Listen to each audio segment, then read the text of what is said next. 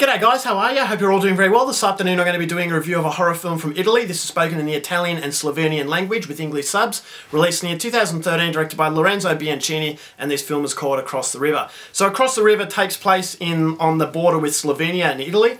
You've got this ecologist who is doing a documentation of the animals living in these woodlands. So he's taking these animals, he's tagging them, and he's just seeing what happens. So he's venturing through this woodland, and then all of a sudden he comes to this secluded village that has been abandoned.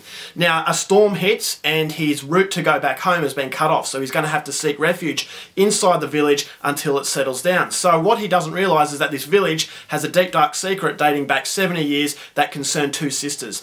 So this ecologist, being completely oblivious to the situation, starts to hear noises and he starts to believe that maybe his life is in danger, but he doesn't know whether or not it's dangerous or in fact it's just the isolation is slowly wearing away at his mentality. So whether or not that is the case, it's something you're going to have to find out for yourself, because that's as far as I'm going with my synopsis.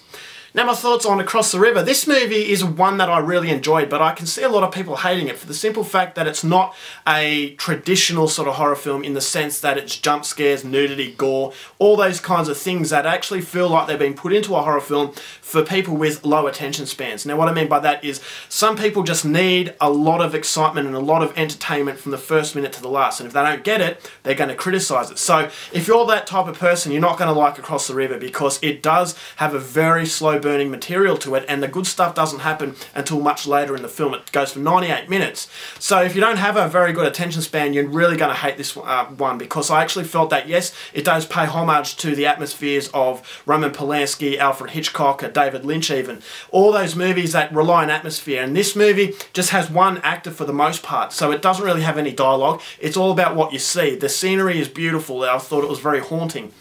And the secret behind this village I thought was very captivating as well. You want to know more about it, but it doesn't really give you all the information that you crave. So once again, if you're one of these people that likes your movies that tie up loose ends, then maybe Across the River is not for you. Now a lot of these films these days, they start off with, you know, homages to Roman Polanski, but then they lose their way because it feels like they've lost patience and they don't really have the confidence that they're going to keep the viewer in their grasp. So they're going to have to splash in some cheap tricks. But Lorenzo Bianchini, the director of Across the River, I actually thought it was a very intelligent way to go about the film, because it is low budget, but I thought he used the budget really, really well, because he doesn't splash gore effects, he's not splashing these horrible looking ghosts, and he's doing everything to the limitations of his budget.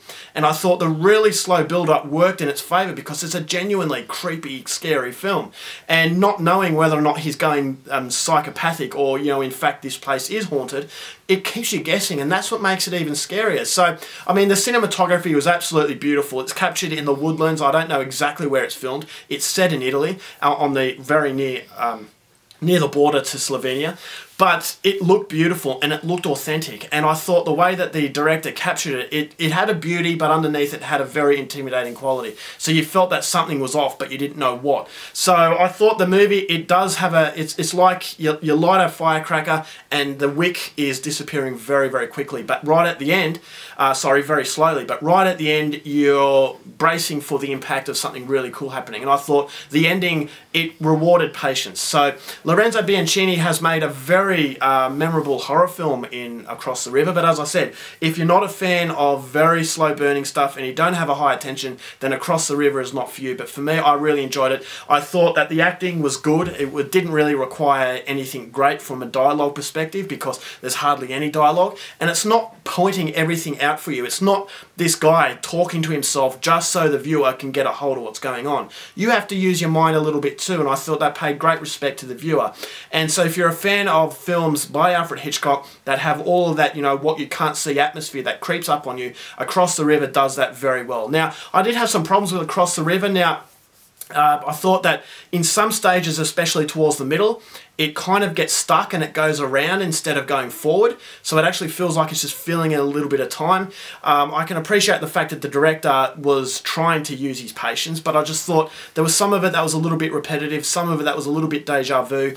It just felt like a collection of spooky scene after spooky scene, and I just didn't think it went anywhere. So I was starting to get a little bit frustrated, but then it goes on, and then towards the last quarter, it starts to really kick into gear and it starts to go down very much a horror path. So it doesn't really get bogged down to the point where you're getting, you know, fed up. But for me, I just started to get a little bit irritated towards that middle section, because if you have a film with no dialogue or no real action happening, you really have to make it go as far as, very smoothly as far as the continuity is concerned. But this movie, it just felt like it goes for 98 minutes. It would have been a lot better if it was cut down to about 70 minutes, because there's only so much of a guy walking through the woods that you can take without really noticing that it's starting to drag a little bit. So that was my only criticism of the film.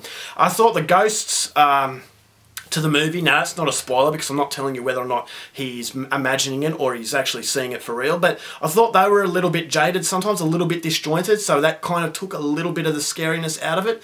And it's definitely a film that is scarier when you don't know what's going on, that you don't see what this danger is.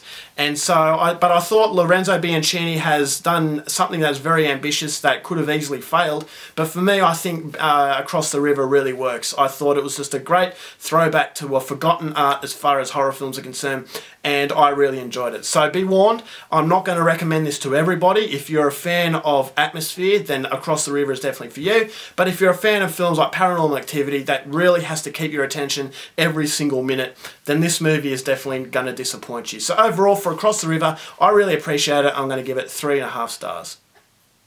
Alright guys, that's my review. Hope you enjoyed it. Till next time, keep watching movies, and I'll see you later. Bye.